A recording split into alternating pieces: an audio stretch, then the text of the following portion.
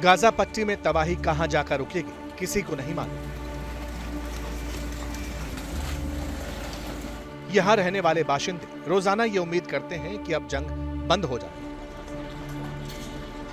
बम बारूद न बरसे, लेकिन रोज उनकी उम्मीदें टूटती हैं। जैसे ये मकान, अस्पताल और धार्मिक स्थल।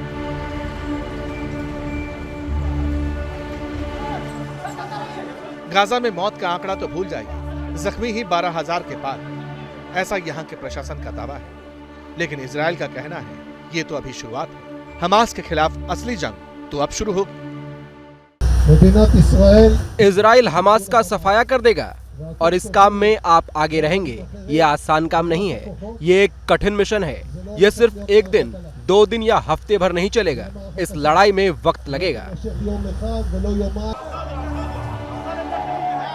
सवाल, इन लोगों का दर्द किसी को सुनाई क्यों नहीं देता, जिन पर इजराइल फिलिस्तीन के संकट को सुलझाने की जिम्मेदारी है?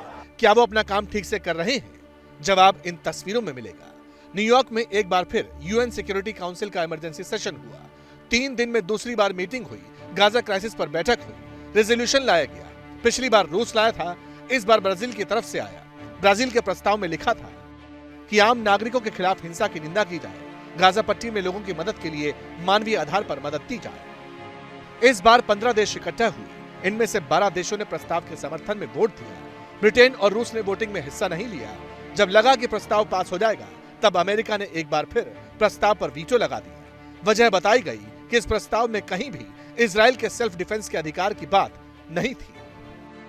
The result of the voting is as follows: 12 votes in favor, 1 vote against, 2 abstentions. America के वीटो के बाद इजराइल ने भी हमास का मुद्दा जोर शोर से उठाया।